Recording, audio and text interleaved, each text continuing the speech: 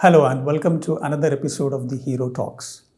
Steve Jobs once famously said that great companies are not built by an individual, it is built by a team of people. So today we have a very special guest who is a transformational HR leader and strategic business partner, Mr. Mallikarjun Thodeti. Mr. Mallikarjun has 30 years of expertise in HR field with result-driven and strategic business acumen. He has helped companies grow with talent acquisition, talent development, cultural transformation, and business excellence. So let's talk to Mr. Mallikarjun and understand what goes into building a great company. Welcome, sir. Welcome to the talk show. Thank you, Shiva, for having me today. Welcome once again, sir. It's great to have you with us today. Yeah. So, from your experience, I would like to understand, what goes into an HR field, particularly in the Indian landscape. So, what are the latest trends that happened in HR field in the last year, or what will happen in the coming years? Yeah, I think there's a sudden transformation in HR function per se, particularly in the last 2-3 years. There has been the explosion of technology taking over HR. And this trend is going to be there for the coming future. So as an organization, it is very important that both the organization as well as the employees need to embrace this technology for the benefit of the organization. Okay, sir. So in the you might have already seen it in the news as well. Mr. Narayan Murthy has famously said that people should work for 70 hours because we need to compete with the other developed nations like US or China. We are way behind. So what is your take on saying employees have to work 14 hours a day or 17 hours a week? I feel that what he said doesn't mean that people should work for long hours. So basically, the way you look at it, if you look at it at with a different perspective, you will see that whatever you do as a part of your job, whether you are at office, whether you're in our home, everything is a work. So see it as a work.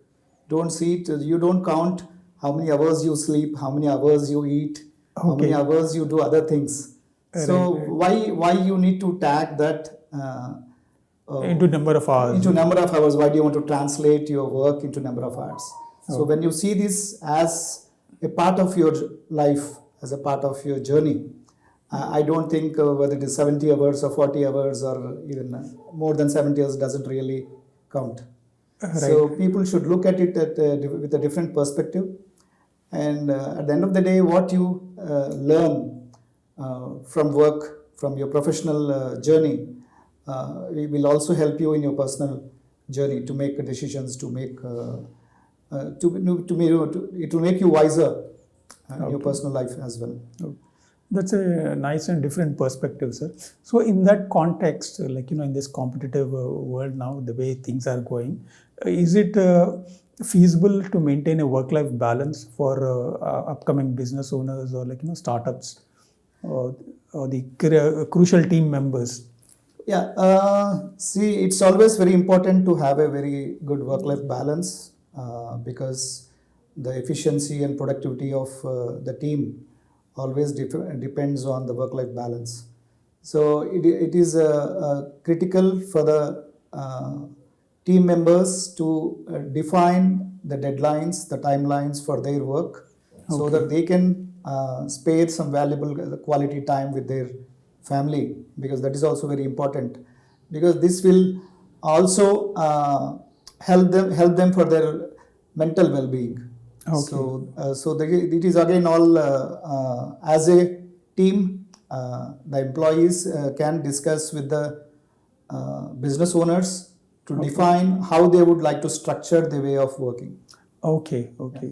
So maintaining the right processes and timelines would help in that is definitely balance. Goes a long way. With many startup companies coming up and a lot of SMEs going to IPOs and all that. So how are the new workforce available, sir? Are they employable? New graduates who are coming off engineering college or any other college? How do you see the trend? I think uh,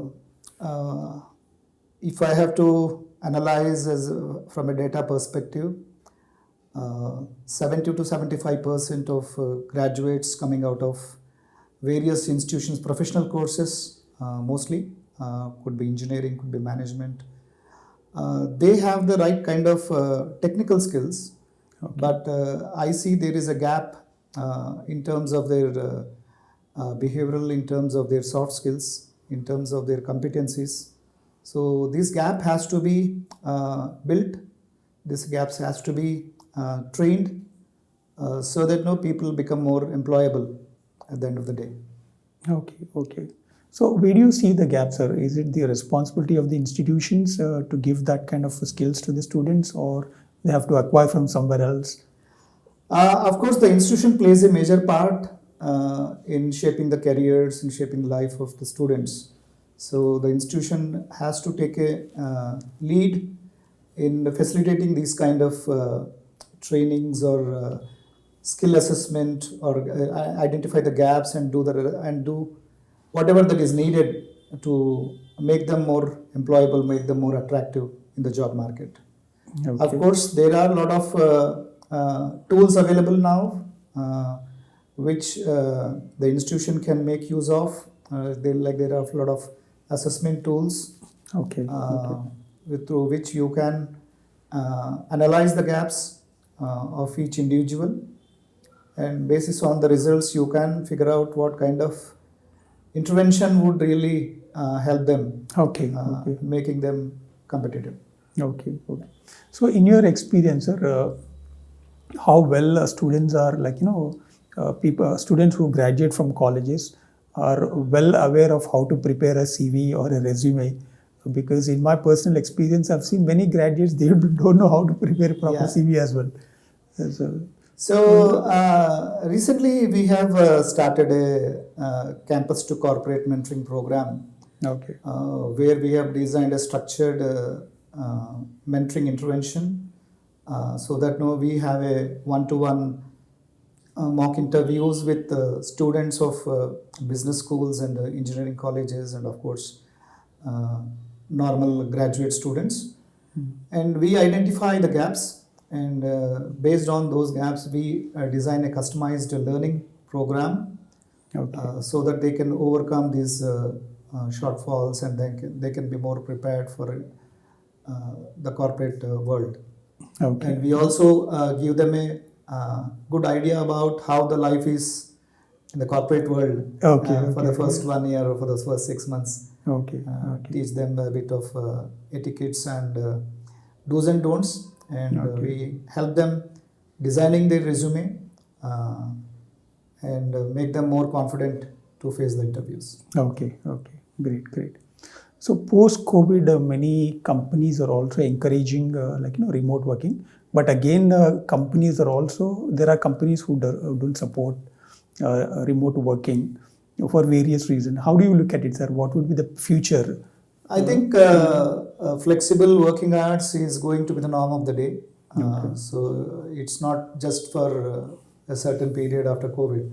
I think this is going to continue in a long way, and more and more companies are now started adopting to this regulation or norm, whatever you call, and more and more employees are also preferring to work on a hybrid model or a work from home, because that would also give them a good work-life balance, and make them more productive at the same time. So this is so organizations have to relook the kind of engagement they would like to have with their employees. They need to structure their policies, processes accordingly, so that work-life balance, so that the work from home or hybrid model is going to definitely give fantastic results to the organization. Right. So with the remote working, recently we have seen a new challenges company faces, moonlighting. So from HR perspective, how would you look at it? Now the new concept of engaging employees is different now. Earlier days, there was more focus on the traditional qualifications, traditional experience. Right, right. But now the trend has moved from a traditional thinking to a more progressive thinking, where now skill is regarded as the most valuable attribute. So most employers doesn't look at qualification or doesn't look at experience. They only look at what kind of skill, what kind of competence the employee is able to bring to the table. Okay. So that is very important. So having this as a major focus, people now, many organizations started looking at skillful employees as their resource. They would like to engage those kind of people who have these smart skills. Okay. That doesn't matter whether they are working with a couple of other companies. I think you see the latest trend that most of the Gen Z students or employees, they would like to have their own free time. They want to they do freelance. Right. They want to spend some of their time for equality to pursue their passion.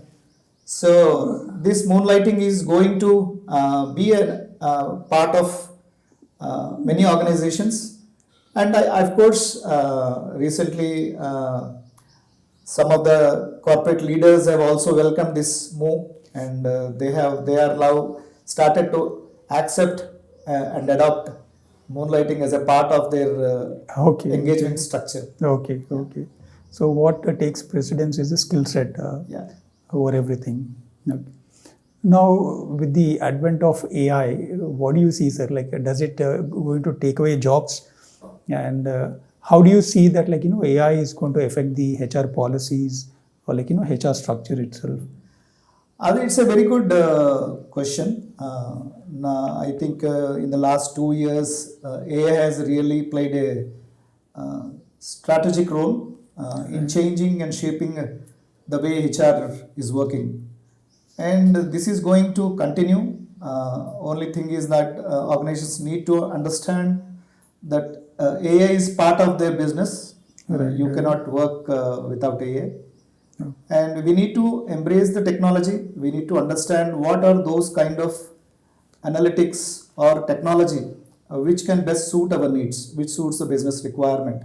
That is very important. So it's not that AI is not going to take away the jobs. We need to understand that at the end of the day, particularly for HR, human intervention is not going to be replaced by AI.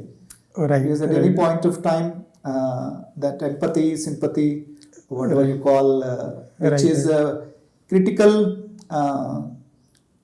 link between the management and the employees, has to be there, and this is possible only through a physical HR or technology can't really take that place. Right. Yeah. So when we are talking about human relations, so there's another also challenge we have, hearing in news as well as big companies doing massive layoffs. Is it because of the new technology, or is there a new problem, a hidden problem? This layoff is it's a part of a cycle, so it do happen over a period of time. As you already see that during 2009 we had a big recession period. Then again in 2021-22 because of COVID also people lost a lot of jobs. So whenever there is a new technology or a new kind of projects or environment, work environment is going to happen, this change is inevitable.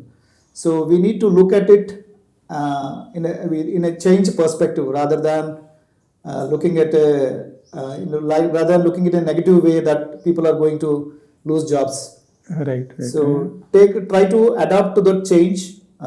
Try to learn those skills or technology which is going to be the future for the upcoming 10 years or 20 years.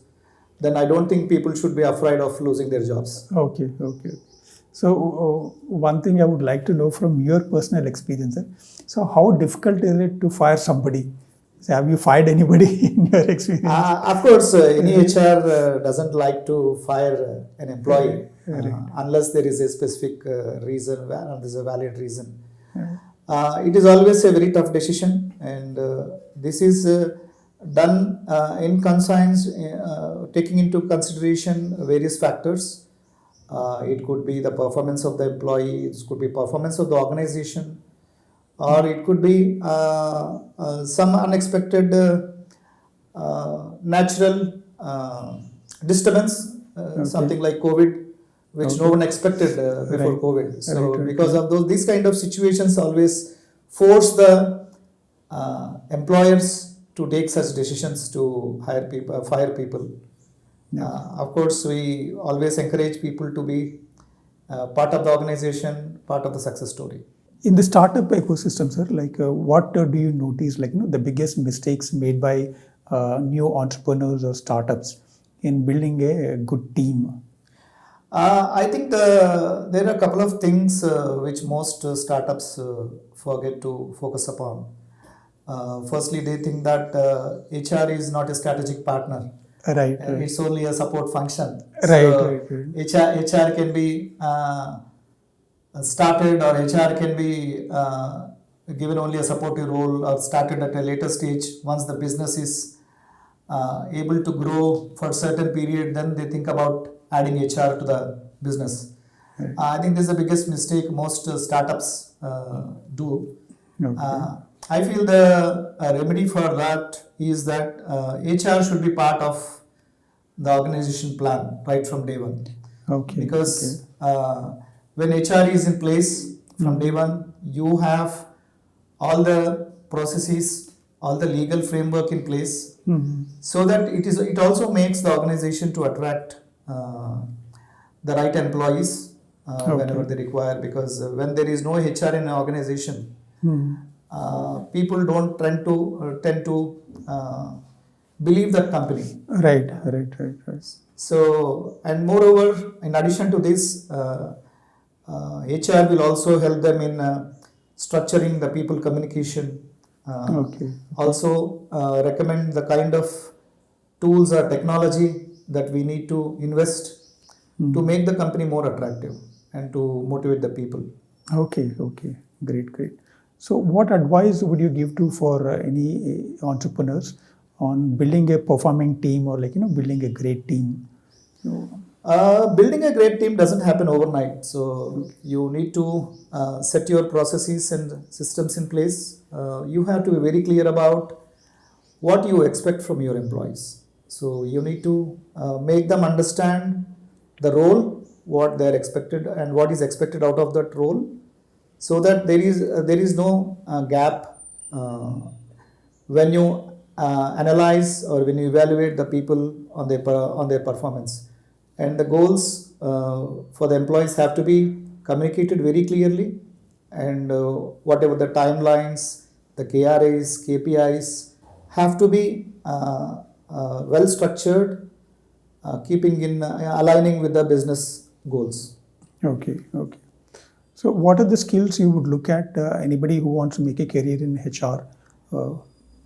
I think for any budding HR professional, you need to know about, you need to have a good commercial acumen about the business in which you are going to work, the kind of challenges in the industry in which you are going to work.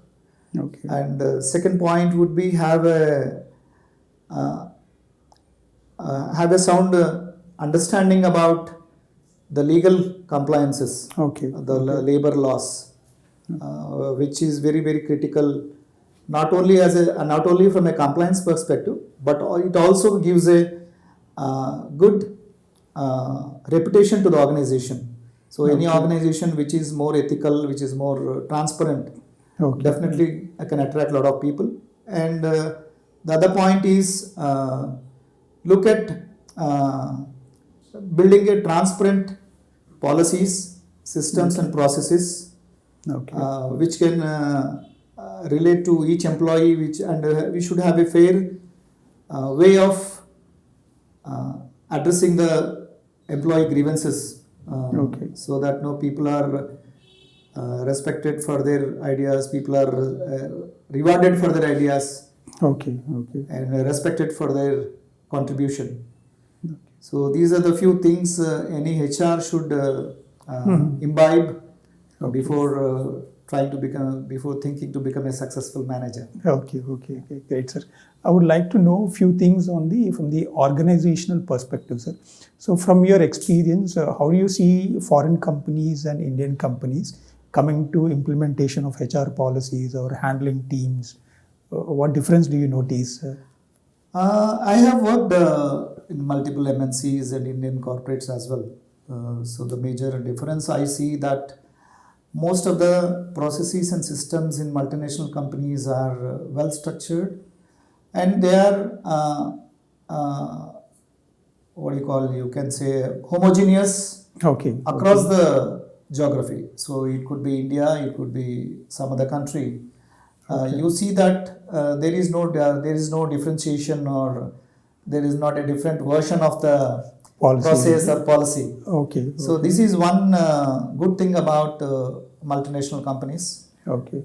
This is a good takeaway for Indian corporates to learn and adopt, Okay. to make systems and processes Okay. more homogeneous, Okay. and try to be more transparent in the way you conduct your business.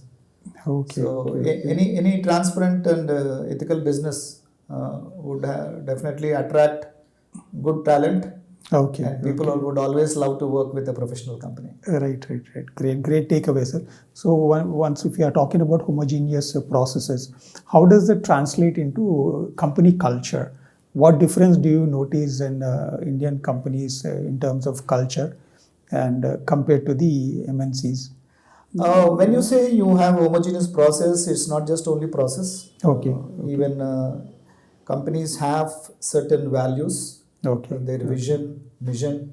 So all these are part of any growing organization. They have to be part of growing organization, and it is very important that the business leaders take the ownership, take the lead Okay. in translating these vision, these core values, and the mission of the organization to the grassroots level of the organization.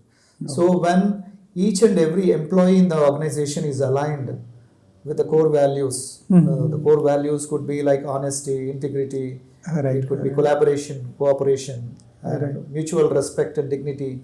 So it could be lot. There could be a lot of core values, and each organization can choose their own core value. Right. So whatever be the core values of the organization, if employees are aligned to these core values through a consistent approach, Okay. I think there would be definitely a very good culture building within the organization. Okay. And you will see that this culture would spread in the organization, and it would attract more such professionals from outside when you're trying to hire, because your own employees are your brand ambassadors. Right. So Absolutely. they talk a lot about the culture of the organization Right. to the new workforce. Yeah. Yeah. Great, sir. So when we are talking about culture, right, so we generally come across a toxic culture or a toxic boss. So from your experience, if you want to share any example, how do you deal with a toxic boss or a toxic culture if you are an employee of the company? Boss, you cannot always never choose your boss. You can choose a company, you can choose a job, Right. but you can't choose a boss. So you have to manage when you know that there is a toxic boss. You have to manage the ways how you can perform your job without being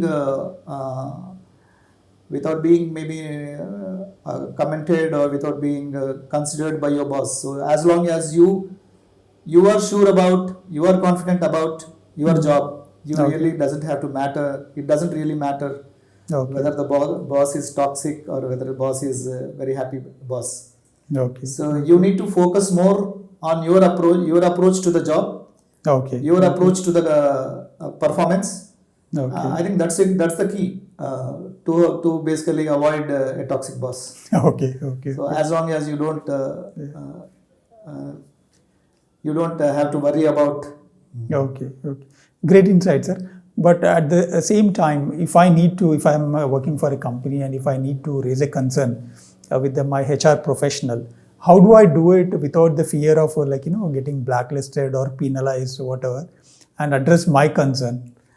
I think one good way of dealing with this situation is that as a HR professional or as a business leader, it is very important that you have a open channel of communication for people to express their concerns, grievances without any fear.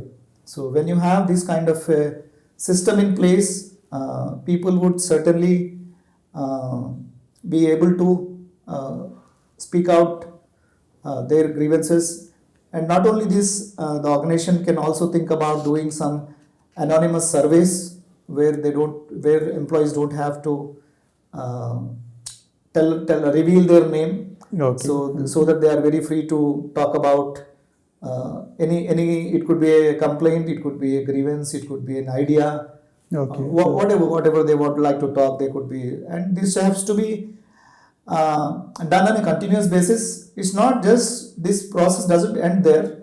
Okay. The employees also have to feel that whatever that is being expressed in this through this communication channel or survey, they should feel that the management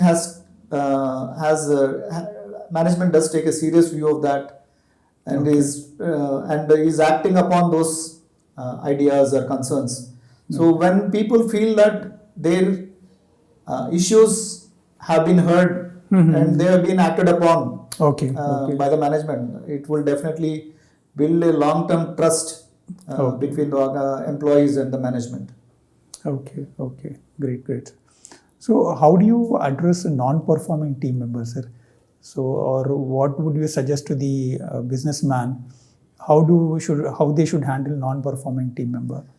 Non-performance is no organization wants to have non-performers in their team. But of course, this we will know only once we engage with them for a certain period. So we will not be able to decide the performance just in a matter of a week or 10 days. So we need to give sufficient time. We need to firstly understand that whether the employee is clear about what is expected from his role, whether that has been communicated to the employee correctly. Okay. And if that has been communicated, then what are his deliverables? Whether the deliverables are being met as per the expected timelines. And if these things are not happening, there should be a regular feedback going back to the employee. So it's in spite of these regular feedback, if the employee is still not able to improve, then I think we should be fair with the employee by giving them an opportunity to have a personalized mentoring or coaching to understand what are his concern areas and what are the gaps in which we can help him to improve.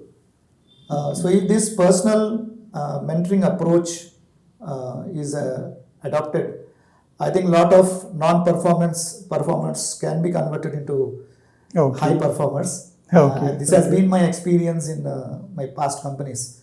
So I have seen people from zero performance turning back in 1 year's time to grab the sales champion award. There's been 100% turnover of these employees. The people for whom we have served notice for severance, and after our intervention to have a one-on-one discussion with them, we decided to give them a final opportunity.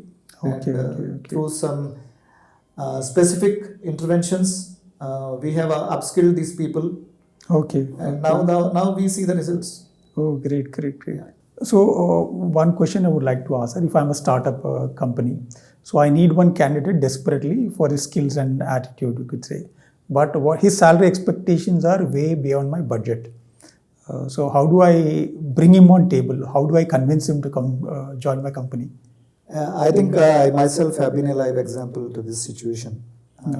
I was being interviewed a couple of years ago by a startup company to head their HR. Okay. Unfortunately, at that point of time, the company didn't have enough budget to hire me. So the kind of business model what I work now with them, I have started working with this client after a couple of months. Okay. The business model what we are working is as an consultant, as an advisor. Okay. So that the business is able to afford an expert with vast experience from the industry, and at the same time they're also able to leverage my experience for making HR a strategic partner in their business.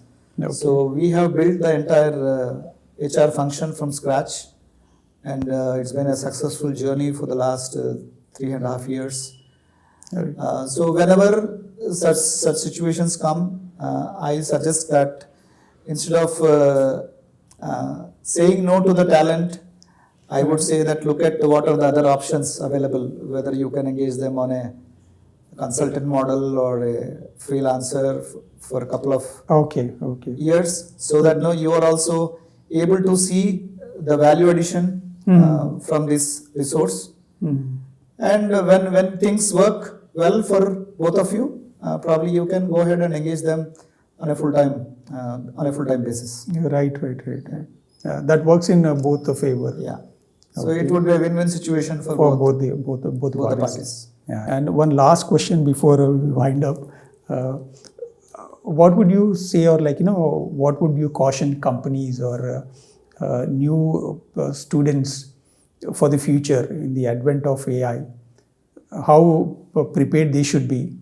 No, it's not just only for students, even organizations have to be prepared to adopt, first of all, to accept that AI is going to stay there. Right. You cannot work in silos, you cannot work without AI. Yes. So how much technology or how much AI is useful to your business has to be understood correctly. It's not that whatever AI is offering may not be applicable to your business, may not be applicable to your industry. So take that part which is more relevant and think about those functions where you can streamline, where you can automate with AI, so that the business owners can focus more on strategy, more on growing the business rather than on transactional issues. So wherever possible, try to look at AI tools or other HR tools. I think there is a flood of tools available now on the internet. Yeah. So you see AI ad in social media, almost every second ad is about an AI tool. So there are a lot of tools available in the market. So it's up to you to decide which tool would best suit your needs. Okay. And from a student perspective, the students also have to know that AI is going to be part of their job, irrespective of their function. Okay. Even if they are in a manufacturing role, or if they are in a sales role, if they are in an HR role or finance role, AI is going to be there everywhere. Okay. So they need to know what are those kind of tools which would help them to be rest away from the crowd. Right. And not just about the tools, they also need to know the industry in which they want to work. Right. They need to understand deeply about the industry, and every student, irrespective of the function in which they would like to work, need to have a good commercial acumen. Okay. That is very, very important. Okay. So these are the three critical things. One is use of technology or AI. Okay. One is to know the industry or business. Okay. And lastly, about I think lastly to know a little bit of finance, to know the basic where do the money come for the business, Right. and what are the margins in the business. Okay. So if the business is not profitable, we are not going to be part of the business. Right. So you need to understand all these metrics Yeah. when you want to get into a good company. Okay. Great, sir. So last two questions to go, sir. The first one I would like to know is what is the critical failure a startup company you have seen in terms of HR? And the other question I would like to know is what kind of team a company should build, or like a startup should build, or what functions they should hire for, which are non-negotiable to build a great team. So I'll answer the second question first. Yeah, sure, sir. The kind of every startup need to have a small team, and the critical resources for any startup to start with would be, of course, the business, the domain experts in which the business is going to work. Right. That is one of the most critical resources. In addition to that, the team should have comprise of finance and HR, because as long as the business leader or the domain expert, the finance, the HR is in place, you can always build on that. So getting a salesperson, getting a production team, getting a R&D team is not a big deal. So these three people are very, very critical to that business. Firstly, the domain expert, the subject matter expert for that particular business. I mean to say the technical resource in whatever business you are in. The technical resource, the finance resource, and HR resource. Of course, all other resources can be outsourced, can be managed for some time till you grow. So once the business is self-sufficient, once it is able to sustain, then probably slowly you can add more functions into the business. So another question, the first part of question is, can you the critical failure? Critical failure is as I talked before. Most of the startups feel that HR is only a support function. They could think about HR after running the business for a couple of years. That's a quite misnomer. So people should think about engaging HR to think about creating HR in the first place. So that when HR is in place, it will try to create the kind of comfort to the employees. When somebody wants to apply for a job, the first thing he will look who is the HR guy in the company. So whether I know him, whether I can network with him. So when people know that there is no HR in an organization, they take a back seat.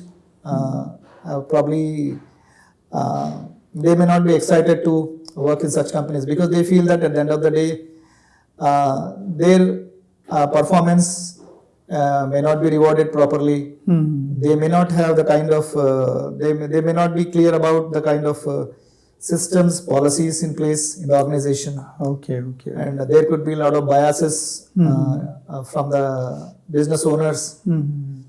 So these are the kind of apprehensions people will have when there is no HR in the organization. So it is very critical that HR needs to be taken into confidence so that they give a clear information or indication to the prospective employees about the organization, about the culture of the organization, about the processes, policies, and also the kind of growth opportunities and learning opportunities they can see in the organizations. So HR in one way is your spokesperson. He's your brand ambassador. So always think about having a good HR will always have a positive impact Okay. On the hiring you are going to do. Great, great. Thank you so much, sir. Thank you so much Thank you for so much. joining us. Pleasure and- having you. Yeah, thank you, sir, for sharing your knowledge and wisdom. Thank you. Thank you so much.